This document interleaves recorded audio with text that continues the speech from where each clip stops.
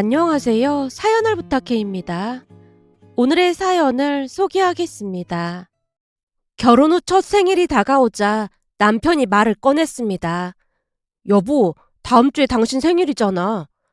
당일날 깜짝 파티 해주는 줄 알았는데 너무 시시한 거 아니야? 제가 장난스레 웃었는데요. 남편이 머리를 긁적이며 대답했습니다. 그게 엄마가 먼저 전화를 했길래 말 꺼낸 거야. 어머님께서 왜? 당신 생일날 엄마가 음식 직접 차려주고 싶다고 하는데 아버지가 핀잔을 준 모양이더라고. 왜 핀잔을 주셔? 혹시 내 생일 때문에? 아무래도 엄마 입장에서는 결혼 후 당신 첫 생일이다 보니까 집에서 밥 차려주고 싶었던 모양인데 아버지가 힘들게 뭐하러 차리냐고 그냥 외식하자고 했다더라고. 남편이 미안한 듯 눈치를 보는 모습에 제가 대수롭지 않게 대답했습니다. 우리 엄마도 생일상 안 차려주는데 그게 뭐 대수라고 그래. 아니지. 장모님은 내 생일 때 내가 떡 좋아한다고 떡까지 직접 만들어서 진수성찬을 차려주셨잖아. 난 진짜 괜찮아. 그러니까 신경 쓰지 마. 그래도 엄마가 동생 시켜서 꽤 괜찮은 음식점으로 예약은 했다고 하더라고. 그래? 난 그것도 엄청 고마운데? 라며 제가 남편을 위로했는데요. 사실 시댁 가족 모두 시아버님 때문에 많이 힘들어했습니다. 그도 그럴 수밖에 없었던 것이 시아버님 성격이 무뚝뚝해도 너무나 무뚝뚝했거든요. 저 또한 처음 시아버님을 뵙고 많이 놀랄 수밖에 없었는데요. 시종일관 표정 변화가 거의 없는 모습에 오히려 신기하기까지 했습니다. 한마디로 감정 표현이 전혀 없었다고 해야 할까요? 그에 비해 우리 아빠는 감정에 솔직한 분이셨기에 처음에는 시아버님 모습이 그저 신기하기만 했어요. 그런데 문제는 시어머님뿐만 아니라 시댁 가족들 모두가 시아버님을 깊이 안 채 되도록이면 부딪히지 않으려 노력하는 모습이었어요. 하물며 시누이조차도 시아버님을 피하기 일쑤였는데요. 어느 날은 시어머님에게 연락이 왔습니다. 예, 내일 주말인데 혹시 반찬 필요하면 가져가던지. 반찬이요? 힘드실 텐데 뭐하러 하셨어요? 니들 회사 다니느라 바쁠 거 아니야. 네 시누이가 반찬 해놓으라고 하길래 하는 김에 니들 것까지 했으니까 필요하면 가져가라고 연락했다. 주시면 당연히 감사히 먹죠. 그럼 내일 아침에 갈까요? 아니야. 아침에는 네 시아버지가 있으니까 한 2시쯤 와라. 마주쳐봐야 괜히 니들한테 반찬 해준다고 잔소리할 게 뻔하니까 2시쯤 오면 딱 맞을 거야. 네, 알겠습니다.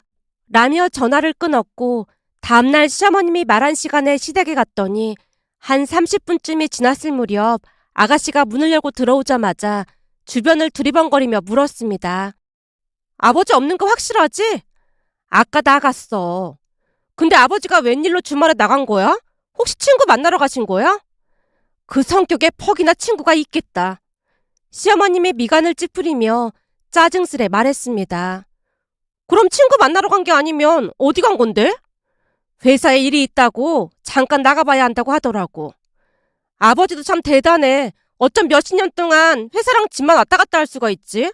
엄마 말대로 살면서 친구 만나러 가는 걸 거의 본 적이 없는 것 같아. 예전에 유일하게 친하게 지내던 그 친구가 세상 떠나고부터는 더욱 친구도 안 만나고 그러고 있잖니. 하긴 그 아저씨랑은 마음이 좀 맞는 것 같았는데 갑자기 돌아가셔서 많이 놀라긴 했지. 라며 두 사람이 대화를 하다가는 시누이가 제게 물었어요. 언니도 아버지 때문에 많이 힘들죠? 아니요. 저야 가끔 뵙는 거니까 힘들 것도 없는걸요. 그래도 우리 아버지가 다른 분들에 비해서 많이 특이하긴 하죠. 네? 아, 그게 막 특이하시다기보다는 우리 아빠랑 많이 다르신 것 같긴 해요. 제가 애써 말을 돌리려고 노력하고 있었는데요. 시아버님에 대한 이야기다 보니 아무래도 조심스러울 수밖에 없었으니까요. 하지만 제 입에서 친정아빠 이야기가 나오자마자 시누이가 다시 물었습니다. 사돈어르신은 엄청 다정다감하시죠? 볼 때마다 참 부럽더라고요. 아빠가 워낙 장난이 심하다 보니까 친구처럼 지내긴 했어요.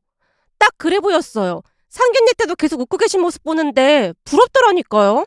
그에 비해 우리 아빠는 참 무뚝뚝하잖아요. 주변을 둘러봐도 우리 아빠처럼 무뚝뚝한 분을 찾아보기 힘들걸요? 시누이가 불만을 토해내는 모습에 제가 조용히 대답했습니다. 근데 사람은 누구나 장단점이 있는 게 아닐까요? 누가 더 낫다라는 건 맞지가 않는 것 같아요. 그렇긴 하지만 네 시아버지는 해도 해도 너무해. 같이 사는 사람은 아주 복장이 터진다니까. 근데 사부인은 성격 좋은 박하사돈이 있어서 얼마나 좋겠어. 나는 세상에서 사부인이 제일로 부럽다. 시어머님과 시누이가 부럽다는 듯이 대화를 이어갔습니다. 그날 집에 돌아가서 남편에게 물었어요. 여보, 아버님은 원래부터 무뚝뚝하셨던 거야? 엄마 말로는 처음 만났을 때부터 말이 너무 없어서 결혼을 해야 하나 고민했다고 하더라고. 그 정도셨단 말이야? 말도 마. 양가 할아버지 주선으로 만나신 모양인데 맞선 장소에 나와서 아버지가 입을 꾹 다물고 있어서 엄마는 혹시나 말을 못하는 사람인가라는 생각까지 했다고 하더라고. 설마 아무리 그래도 그렇지 너무 오바해서 말하는 거 아니야? 오바가 아니라니까. 근데 두 분이 결혼을 어떻게 하신 건데? 그게 참 재미있는 게 엄마 말로는 어딘가 좀 문제가 있는 사람인가라는 생각이 들어서 대충 알아듣게 얘기하고 나가려고 했다는데 아버지가 우물쭈물거리면서 내내 차만 마시고 있었다나 봐. 그래서 엄마도 어떻게 해야 하나 눈치만 보고 있었다는데 말이야. 그러면서 아버지를 자세히 보니까 이마에 식은땀이 송골송골 맺혀있는 것 같더니 나중에는 연방 식은땀을 훔쳐내고 있더래. 더워서 그랬던 건가? 그때가 겨울이었는데 더워서 그럴 리가 없지. 엄마 말로는 긴장해서 그런 것 같았다고 하더라고. 정말? 그럼 긴장해서 말씀도 잘 못하신 거야? 그런 것 같아. 근데 아버지가 말도 잘 못하고 식은땀만 닦아내고 있는 모습이 순간 그렇게나 짠해 보이더래. 그 정도면 인연이었네. 거기다 그날 그렇게 헤어지고 나서 집에 가서는 아버지가 할머니 할아버지한테 우리 엄마가 엄청 마음에 들었다고 했다잖아. 아버님이 말수가 적은 편이었다며. 근데 그런 표현을 하셨단 말이야? 그게 엄마 마음을 움직였다고 하더라고. 그렇게 말 없는 사람인데 마음에 든다고 말을 한 것 자체가 진짜 마음에 들어서 그런 거 아니겠나 싶었다고 하더라고. 하긴 그럴 수도 있었겠다. 라며 제가 두 분의 이야기에 심취해 있었는데요. 순간 남편이 분위기 깨는 발언을 했습니다. 근데 엄마는 그때 그 순간으로 돌아가면 절대 아버지랑 결혼 안 했을 거래. 그때 아버지 속임수에 속았다고 엄청 분해하신다니까. 뭐야, 한참 재밌게 듣고 있었는데 마무리가 너무 이상한 거 아니야? 우리 엄마가 오죽하면 그러겠어. 난 우리 엄마 심정 진짜 이해가 된다니까. 내 친구들 집에 가면 부모님끼리 같이 데이트도 하고 그러시던데 우리 아버지는 한 번도 그런 적이 없었거든. 아니구나. 엄마는 그런 거 바라지도 않았고 제발 말 좀 했으면 좋겠다는 말을 입에 달고 살았어. 남편이 안타깝다는 듯이 이야기를 하는 모습에 저도 어머님이 안 됐다는 생각이 들었는데요. 우리 엄마와는 전혀 다른 삶을 살고 계신다는 게 너무나 안타까웠으니까요. 그렇게 시간이 지나갔고 우리는 딸과 아들을 낳고 잘 살았습니다. 그러는 동안에도 시아버님은 한결같이 무뚝뚝하셨기에 시간이 지날수록 시아버님께 바라는 것도 없었습니다. 문득 우리 딸이 태어났을 때가 생각이 나는데요. 친정 부모님 두 분은 딸을 보자 손을 맞잡고 눈물을 뚝뚝 흘리며 감격스러워했던 반면 시아버님은 아무런 표정도 없이 제게 딱 한마디를 했습니다. 수고했다. 그 말에 시어머님이 제 눈치를 보다가 시아버님 옆구리를 툭 치며 말했어요. 여보, 그게 다야? 우리 며느리가 엄청 고생했는데 말 좀 예쁘게 해주면 좋잖아. 남들 다 낳는 걸 가지고 뭘 유난을 떨고 그래? 고생을 해서 이렇게 예쁜 손녀를 낳았는데 할아버지가 그러면 되겠어? 진짜 답답하다 답답해. 라며 시어머님이 시아버님을 노려봤지만 시아버님이 미간을 찌푸리며 말했습니다. 이미 고생한 걸 가지고 칭찬 몇 마디 더 한다고 밥이 나오겠어 떡이 나오겠어. 쓸데없는 소리 하지 말고 그만 가자고. 시아버님이 병실 밖으로 나가는 모습에 시어머님이 허공에 주먹질을 하는 신용을 하며 제게 사과했습니다. 예, 네 시아버지 말투가 원래 저 모양이니까 신경 쓰지 마라.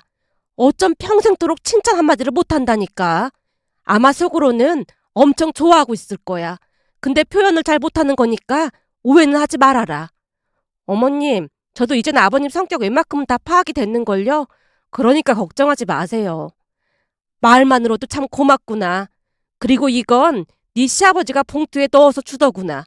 그나마 다행인 건 어디서 주워들은 건 있어서 이런 것도 챙겨주지 뭐니.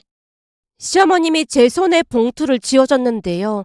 봉투 안에 꽤 큰 금액이 들어있는 모습에 잠시 어리둥절했습니다. 그 뒤 또다시 시간이 흘러갔고 저는 둘째로 아들을 낳았습니다. 물론 아들을 낳고 난 뒤에도 시아버님의 모습은 여전하기만 했고요.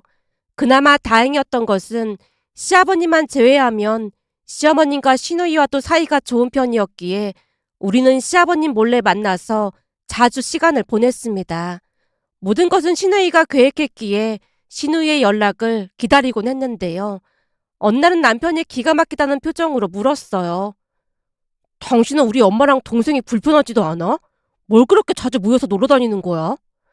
아버님이 워낙 말이 없으시다 보니까 어머님이 얼마나 답답하시겠어. 우리 만나서 스트레스 푸시는 게 유일한 낙이라고 하셨다니까. 그러니까 우리가 주기적으로 만나서 수다를 떨어야 어머님도 스트레스를 조금 덜 받지. 우리 김스에모는 목적이 명확하단 말이야. 뭐? 김스에모? 그건 또 무슨 말이야? 아, 김스에모? 내가 당신한테 말 안 했구나. 우리가 모임 이름을 줄여서 부르고 있거든. 모임 이름? 대체 모임 이름이 뭔데 그래? 그러니까 모임 이름이 김영실 여사님 스트레스 해소 모임이야. 뭐? 김영실 여사님 스트레스 해소 모임? 그걸 줄이면 김스 해먹고 말이야. 아가씨가 지었는데 진짜 잘 지었지. 저번 주에는 5주년 기념으로 아가씨랑 현수막까지 만들어서 자축했다니까? 뭐? 현수막까지 만들었다고? 김스에모는 영원하다. 뭐 그런 말들을 적어서 현수막 만들었지 뭐. 라는 말에 남편이 고개를 절레절레 흔들었습니다. 하지만 우리는 오랫동안 모임을 이어갔어요. 그러면서 여행도 자주 가게 됐고 시어머님이 얼마나 좋아했는지 모른답니다. 그렇게 시간이 흘러 어느덧 우리 딸이 수능을 보게 됐고 양쪽 집안을 통틀어 우리 딸이 첫 수능을 보는 것이었기에 양가에서 난리가 났는데요. 친정 부모님은 교회에 가서 수능 잘 보게 해달라고 매일같이 기도했고 시어머님도 가까운 절이 어디 있는지 찾느라 여념이 없어 보였습니다. 어느 날 시댁에서 남편이 말을 꺼냈거든요. 장인 장모님은 참 대단하신 것 같아. 왜? 무슨 일 있는 거야? 그런 건 아니고 우리 아름이 수능 본다고 교회에 가서 매일같이 기도하신다잖아. 그게 정말이야? 지극정성도 그런 지극정성이 없다니까. 남편이 감탄한 채 말을 하자 시어머님이 대답했어요. 우리도 절에 가서 불공을 드려야 하는 게 아닌지 모르겠다. 절에 가서 불공 드린다고 시험 잘 본다고 하면 개나 소나 다 절에 가서 절하게. 당신은 말을 해도 꼭 그렇게 말을 하더라. 하나뿐인 우리 손녀가 대학에 분야 떨어지냐 기로에 서 있는데 할아버지 할머니는 우리가 그 정도도 못하겠어? 시어머님이 시아버님을 노려보자 그날은 시아버님도 조용히 입을 다무셨는데요. 시어머님이 정말 무섭게 노려봤거든요. 시아버님이 입을 다문 채 더 이상 말을 하지 않자 시어머님이 제게 물었습니다. 수능시험 보는 날 가서 기다릴 거지? 그래야 할 것 같아요. 저도 예전에 시험 보고 난 뒤 정신이 하나도 없어서 멍이 걸어 나오고 있었는데 저 멀리서 아빠가 꽃이랑 따뜻한 음료를 들고 서 계신 걸 보자마자 왠지 모르게 마음이 놓이더라고요. 그래서 저도 아빠가 그랬던 것처럼 꽃이랑 따뜻한 음료 들고 기다릴까 해요. 순간 그때 생각이 나서 저도 모르게 눈시울이 붉어져 있었는데요. 그때 당시 시험이 끝나자마자 긴장이 풀리면서 힘이 하나도 없이 터덜터덜 걸어 나오고 있었는데 멀리서 꽃을 들고 서 있는 아빠 모습이 큰 위안이 되었으니까요. 그때 모습에 대해 제가 자세하게 설명을 하고 있자 시누이가 부러운 듯 말했습니다. 사돈 어르신 정말 너무 멋지시네요. 진짜 부럽다. 그러게 말이다. 네 아버지는 자식들한테 그런 거 한 번을 안 해줬는데 그냥 듣기만 해도 상상이 돼서 힐링이 되네. 시어머님과 시누이가 주거니 받거니 대화를 하고 있자 시아버님이 조용히 일어나서 자리를 피했습니다. 그 모습에 시어머님이 허공에 마구마구 주먹질을 하는 신용을 했고요. 하지만 시아버님 성격을 잘 아는지라 저는 그다지 서운한 것도 없었습니다. 시아버님이 무뚝뚝하긴 했지만 딱히 불편을 준 건 없었으니까요. 그렇게 또다시 시간이 흘렀고 드디어 수능날이 됐습니다. 아침 일찍 남편이랑 같이 도시락을 준비해서 딸 손에 들려주는데 우리 딸이 벌써 수능을 본다는 생각에 감격해서 눈물이 찡 돌았습니다. 잠시 후 남편이 딸을 데려다 주러 간 사이 조금이나마 긴장을 가라앉히기 위해 커피를 내려서 마시고 있었는데요.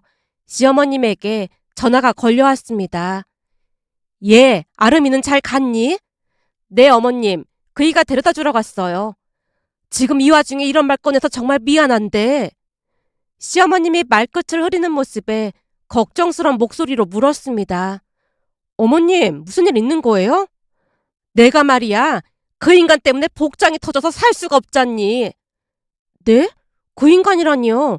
설마 아버님을 말씀하시는 거예요? 그래, 네 시아버지가 말이야. 내가 진짜 속이 터진다 터져. 오늘 우리 소녀가 수능 보는 날인데 도와주지는 못할 망정 꼭 이렇게 사고를 친다니까. 왜요? 무슨 일인데 그러세요? 오늘따라 회사도 안 가고 난데없이 등산을 간다고 하더니만 산에서 미끄러져서 지금 구급차에 실려갔다지 뭐냐. 그래서 나도 지금 병원 가는 길이긴 한데 네 시누이한테 연락했더니 전화는 안 받고 회의 중이라는 문자만 보내왔더라고. 그래서 말인데 네가 잠깐 와줄 수 있겠니? 당연히 가야죠. 수능 때문에 정신없을 텐데 정말 미안하구나. 제가 수능 보는 것도 아닌데요 뭐. 금방 갈게요. 어디 병원이에요? 라며 급히 점퍼를 걸친 채 택시를 잡아탔는데요. 병원에 도착을 해서 들어보니 크게 문제는 없지만 왼쪽 다리뼈에 금이 가서 불가피하게 깁스를 해야 한다고 했습니다. 잠시 후 남편도 뛰어들어왔는데 시어머님이 시아버님에게 소리쳤습니다. 당신이 언제부터 등산 다녔다고 회사에 휴가까지 내고 등산을 가고 난리야. 할아버지가 돼서 왜 그러고 다니냔 말이야. 당신 오늘이 무슨 날인지도 모르지? 우리 손녀 아름이 수능 날인데 꼭 오늘 같은 날 이래야만 해? 대체 새벽부터 산에는 왜 기어 올라간 거야? 어머님, 그래도 아버님이 그만하길 천만 다행이니까 진정하세요. 그리고 수능 시험은 아름이가 보는 건데 너무 그럴 필요도 없어요. 성적이 한 만큼 나오는 건데요 뭐. 아버님, 이만하시길 정말 다행이에요. 근데 새벽부터 산에는 왜 가신 거예요? 그날따라 시아버님이 잠시 무언가 궁리하는 듯한 표정으로 아주 딴 사람 같은 시무룩한 얼굴을 하고 있었기에 제가 걱정스레 물었는데요. 시아버님이 잠시 머뭇거리다가는 힘겹게 입을 뗐습니다. 사실은 그 산에 오래된 절이 있어. 네? 절이요? 그럼 절에 가셨던 거예요? 아버님 종교가 불구셨던 거예요? 그동안 그런 얘기 못 들었는데? 라며 시어머님과 시아버님을 번갈아가며 바라보고 있었는데요. 시어머님 또한 당황한 표정으로 입을 뗐어요. 뭐? 절? 당신이 언제부터 절에 다녔다고 그 새벽부터 절에 간 거야? 아버님, 혹시 아름이 수능 시험 때문에 절에 가신 거예요? 제가 어리둥절한 표정으로 시아버님을 바라봤더니 시아버님이 눈치를 살피며 천천히 고개를 끄덕였습니다. 그 모습에 시어머님이 놀란 채 다시 물었는데요. 뭐? 그럼 아름이 시험 잘 보게 해달라고 절에 가서 기도를 하고 왔단 말이야?